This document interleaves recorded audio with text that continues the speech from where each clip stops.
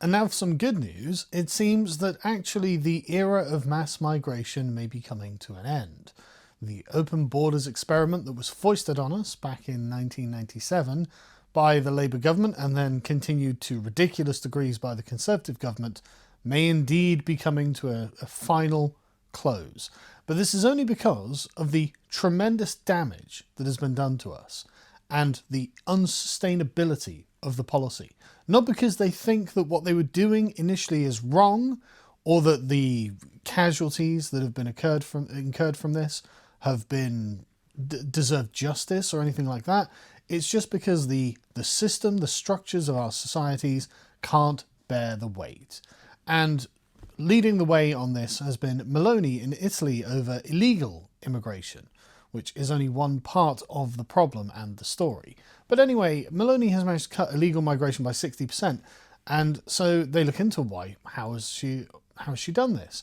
And so one aspect is that they've been attacking the lack of legality of this kind of immigration, which again is true. Obviously it's illegal, and obviously we don't want a couple of 100,000 people who've foreign extraction entering our countries when there's been no vetting, no understanding of where they're from or why they're here or how they even have any money, which I think really is the main question, isn't it? And the answer is, of course, many of them are criminals. And so Italy has been going out of their way to obviously get a grip of organised crime that's funneling people illegally into their country. Collaboration with countries upstream. So apparently Meloni has signed deals with individual African countries to try and block the departures of immigrants. That means we've got to pay them. We've got to pay them to keep people there. Right, okay, great. I mean, it's costing us money anyway, so okay, whatever. That's something, I suppose. And Starmer is looking at this with googly eyes. He's like, oh yeah, no, that looks good. That works. We can do something similar, which is what David Lammy did with Iraq for some reason, even though our immigrants are not mostly from Iraq, but whatever. It's small victories. We'll take what we can when we can take it. But anyway, the third part of Italy's immigration policy, they say, is returning asylum seekers who have had their claims denied, because that's something we actually don't do very much. We actually don't, for some reason, just grab them and send them back. It's like, oh, you're a failed asylum claimant. Well, we know where you live because we're sending you money, and we probably put you there in the first place. So why don't we send someone around to their house, get them, put them on a plane and send them back? But we don't do that. Or at least we do that to a very small degree. I mean, it'd be a couple of thousand deportations that actually happen a year compared to the hundreds of thousands that are here. But anyway, so yeah, speeding up returns for those who don't have a right to be here, says Yvette Cooper, is a good thing. Yeah, no, good thinking. Good thinking. And then they also have their own Rwanda program, but it's with Albania. So they're sending migrants to Albania to be processed, which is ironic, considering something like, I don't know, 3% or something of Albania's total male population is currently running criminal networks in Britain.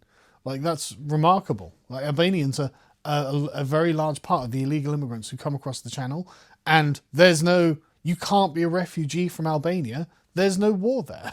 So it's a European country, apparently. So what exactly is the problem here? But anyway, so people have been like, well, this is just like the Rwanda plan, isn't it? But for some reason, Yvette Cooper said, no, it's very different. It's very different. They're actually getting that done in Albania. But anyway, in France, the Interior Minister has, of course, announced new measures to reduce immigration based on Meloni's actions, based on what Meloni has already done. And in fact, he even cites her as a model. And he just wants to deport more undocumented people and regularize fewer of them. So give fewer people legal citizenship and allow them to stay, and just deport those people who have been refused. Now, a normal person say, well, why weren't we deporting people who refused citizenship? Like, why were we just allowing them to remain here? And that's a great question. I'm not going to answer. We're going to move on. Germany is doing the same.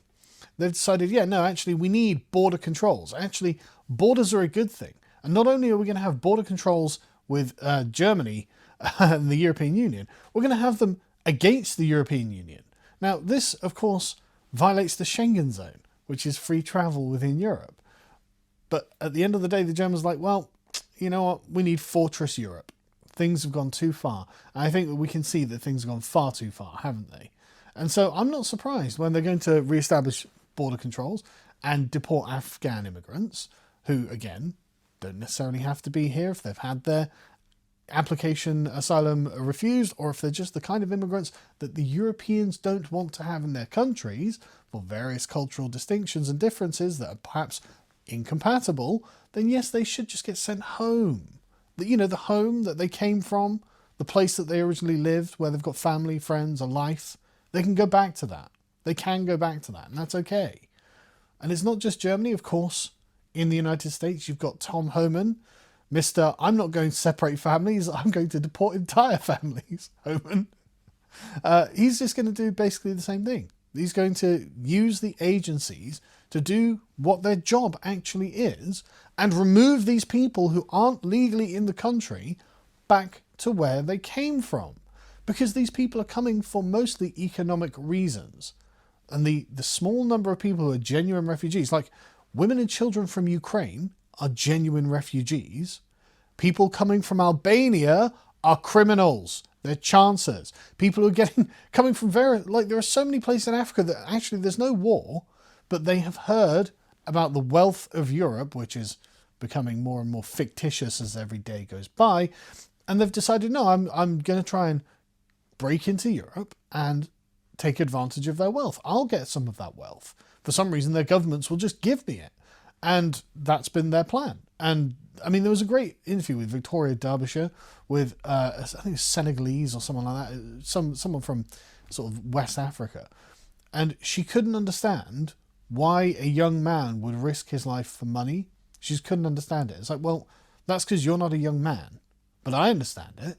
I understand why there are all these adventuring young men who are prepared to take massive risks, crossing the English Channel in a dinghy or whatever else they've done, in order to get money and to have an adventure. I was a young man once. I completely understand the impulse that young men have to do strange and stupid things. And that's why young men have quite a high attrition rate when it comes to these things. And 60-year-old women don't, Victoria.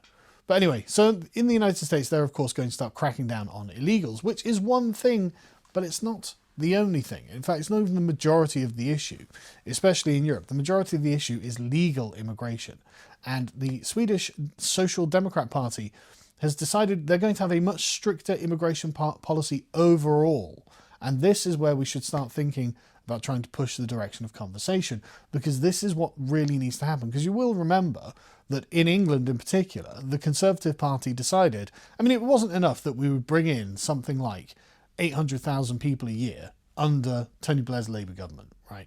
And then 700,000 people, and about half of those, well, not those people, but about half of that total number would leave every year, giving us a net of around 350,000 throughout the Blair years, which is 350,000. That's 1 million new people every 3 years just coming into Britain. So this is why we have an overpopulation crisis. Well, and that was just ramped up under the Conservatives to a net of 900,000 every year for some reason. I don't know why. Well, I do know why, but I'm not going to get into it in this video. But the point being is that the Swedish Democrats are like, no, we just need fewer people in our country. We need fewer of them to come, because actually they are not what we thought they were going to be. They are not contributing to the economy in the ways that we expected. And actually, immigration, legal immigration, is costing us billions every year. We're currently, in Britain, we've had the highest immigration ever. Like 10 times more people come every year than came in the Norman Conquest. And so if that was going to give us economic growth, why is it correlated with not only economic stagnation, but now recession? Our economy shrunk by 0.1% last year, apparently. So the highest immigration we've ever had, economic recession. Sorry, it's not true. Immigration does not equal growth. This fiction that has been the cause of all of our mass immigration troubles is just not true. And that's not even to get into the cultural issues. And so Sweden at this point now has more emigrants than immigrants, which is a great start. We definitely need fewer people coming in to the point where the net migration into Britain is negative. We need some of these people to go home, because have you tried using any of the services here? Have you tried getting an appointment at the NHS? Have you gone on the trains recently? God only knows what the sewer system is like. God only knows what all of the things that we rely on to make the country run, how long they're going to last for, because they are creaking. This has been a catastrophe for the good governance of our country and the good running of the country. And everyone knows it. And even Canada, even Trudeau is like, look, bro, we're going to slash immigration targets and put a pause on population growth, because Canada is about 1/3 immigrant at this point, which is mad. I mean, I thought it was bad in England, but you can only speculate as to how bad these things are in Canada. Like if the NHS has got about 13% of the population on a waiting list right now to get treatment. Like that's crazy. Like you would think, like, that's crazy. It's worse in Canada, right? It's worse because literally we're turning our national health systems into international health systems. Like it's, again, the infrastructure of the country just cannot handle this number of people. And so it's come to the point where practically they just have, well, we're just going to have to pause the population growth. So, okay, but there are loads of other issues that have come from immigration that are not just practical utilitarian concerns, but that's not in any way informing any of these decisions. But like I said, we're going to take the victories where we can get them. And of course, Keir Starmer used mass immigration as a way of lashing the Tories the other day. Maybe even he will, when he described it as something was done deliberately, as an open borders experiment to us, well, maybe even Keir Starmer will follow the model of Justin Trudeau and say, yeah, maybe we need a pause on immigration. Because whatever the problem that immigration was supposed to solve was supposed to be, if it was economic growth, if it was jobs, we've still got lots of unemployment. We haven't had any economic growth. And we've had about 15 million new people in. Whatever the problem that immigration was supposed to solve was, it clearly hasn't. So it's time to give this up.